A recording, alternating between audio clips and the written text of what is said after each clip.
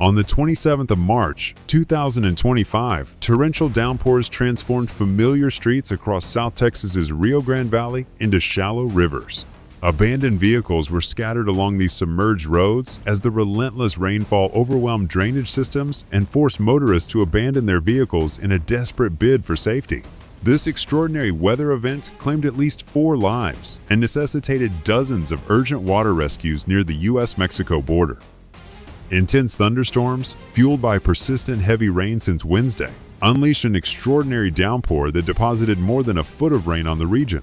The massive influx of water rapidly overwhelmed local drainage systems and triggered rare flash flood emergencies. By Thursday afternoon, floodwaters began inundating streets and neighborhoods, forcing communities into emergency mode as authorities scrambled to evacuate residents and deploy water rescues. This overwhelming rainfall disrupted daily life and underscored a growing trend.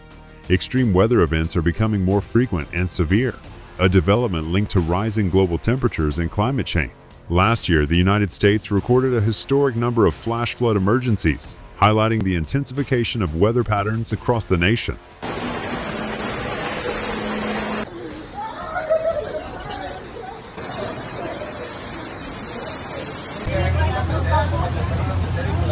Tragically, at least 4 deaths were reported along the Texas-Mexico border after more than half a year's worth of rain inundated the area. Hundreds of residents were trapped in flooded homes, and vehicles stranded in high waters further complicated rescue efforts. In the hard-hit Hidalgo County, where 3 of these fatalities occurred, local authorities declared a disaster to support extensive cleanup operations.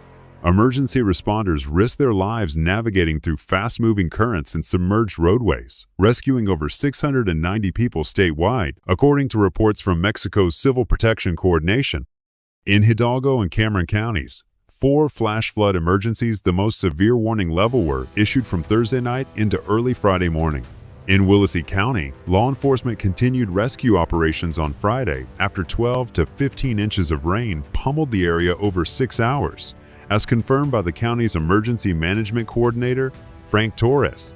The city of Alamo, Hidalgo County, declared a local state of disaster, with Mayor J.R. Garza noting the significant impact of the storms.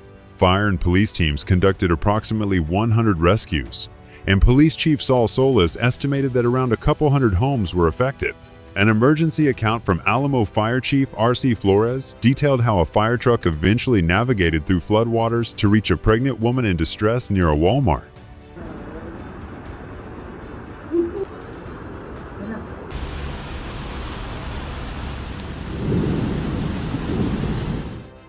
Harlingen, Cameron County. Nearly a year's worth of rain fell in less than 48 hours. Between 18 and 21 inches of rain were recorded from Wednesday to early Friday, compared to its typical annual total of about 24 inches. Port Isabel recorded 13 inches of rain, marking half a year's worth of rainfall in a short period, a 1-in-100-year event. Parts of the Rio Grande Valley experienced more than a foot of rain from Wednesday afternoon to Friday morning.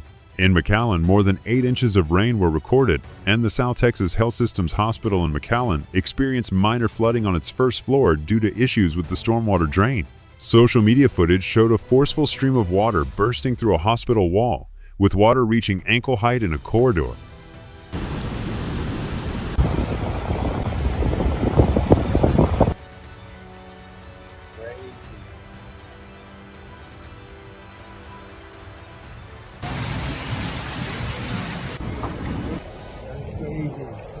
Look at that truck. Furthermore, some thunderstorms produced severe winds and even a brief tornado in neighboring Hidalgo County on Thursday afternoon. Portions of Interstate 2 in Hidalgo County were submerged early Friday morning, with abandoned vehicles lining the roadway.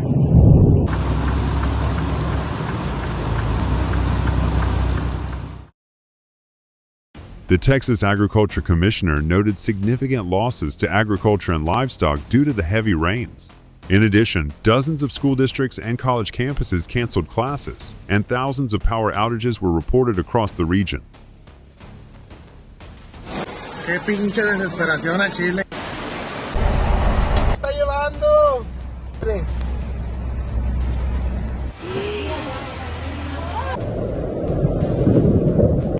By late Friday morning, rainfall in South Texas subsided, with weather systems shifting northward into eastern Texas and Louisiana. However, flood risks persist. Swollen rivers may breach their banks in the coming days as floodwater recedes and re-enters local waterways. The National Weather Service warned residents to stay away or be swept away, emphasizing that unstable riverbanks and culverts pose continuing dangers and that most flood-related deaths occur in vehicles. River flooding is anticipated to continue through early next week. The Rio Grande River near San Benito, the only National Weather Service flood gauge in Cameron County, was recorded at 40.37 feet on Friday morning, with forecasts predicting a rise to 48.6 feet on Saturday and 51.4 feet by Tuesday.